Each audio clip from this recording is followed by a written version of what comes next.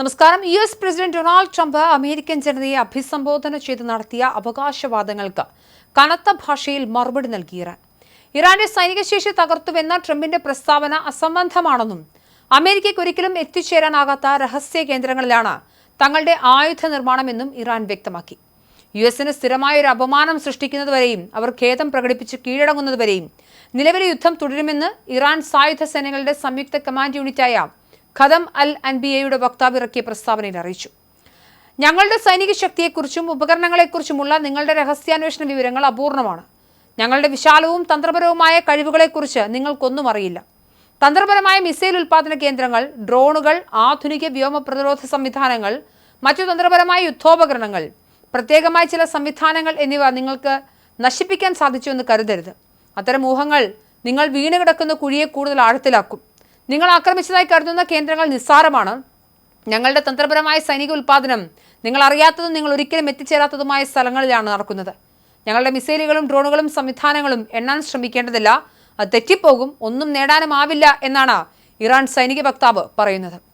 ഇറാന്റെ മിസൈൽ ഉൽപ്പാദന കേന്ദ്രങ്ങളും ഡ്രോണുകളും ആധുനിക വ്യോമ പ്രതിരോധ സംവിധാനങ്ങളും നശിപ്പിച്ചു എന്ന ട്രംപിന്റെ അവകാശവാദം ഇറാൻ പൂർണ്ണമായും തള്ളുകയാണ്. ഇറാന്റെ സൈനിക ശക്തിയെക്കുറിച്ചുള്ള US രഹസ്യാന്വേഷണ വിവരങ്ങൾ തികച്ചും അപൂർണമാണെന്നും സൈനിക വക്താവ് പരിഹസിച്ചു. അമേരിക്ക ആക്രമിച്ചതായി കരുതുന്ന കേന്ദ്രങ്ങൾ നിസ്സാരമാണെന്നും തന്ത്രപരമായ ആയുധ ശേഖരങ്ങൾ സുരക്ഷിതമാണെന്നും ഇറാൻ അവകാശപ്പെടുന്നു. തങ്ങളുടെ മിസൈലുകളും ഡ്രോണുകളും എണ്ണാൻ ശ്രമിക്കുന്ന സമയം കളയാണെന്നും അതൊരിക്കലും ശരിയാകില്ലെന്നും ഇറാൻ മുന്നറിയിപ്പ് നൽകി.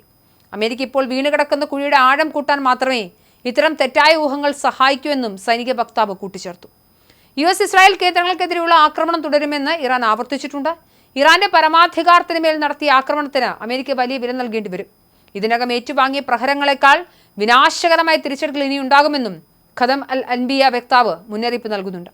ഇറാനിയൻ സൈനിക വിഭാഗങ്ങളെയും ഇസ്ലാമിക് റവല്യൂഷണറി ഗാർഡ്സ് കോർപ്സിനും ഇടയിലുള്ള പ്രവർത്തനങ്ങളെ ഏകോപിപ്പിക്കുന്ന പ്രധാന കമാൻഡ് യൂണിറ്റാണ് സെൻട്രൽ ഖദം അൽ അൻബിയ ആസ്ഥാനം. US ഇസ്രായേൽ കേന്ദ്രങ്ങൾക്ക് നേരെയുള്ള ആക്രമണം തുടരുമെന്നും ഇറാൻ ആവർത്തിച്ചു. ഞങ്ങളുടെ രാഷ്ട്രത്തിനെതിരെ നിങ്ങൾ ആരംഭിച്ച ആക്രമണത്തിന് നിങ്ങൾ വില നൽകണം. നിങ്ങൾക്ക് സ്ഥിരമായ അപമാനം, ഖേദം, കീഴടങ്ങൽ എന്നിവ നേടുന്നതുവരെ ഈ യുദ്ധം തുടരും.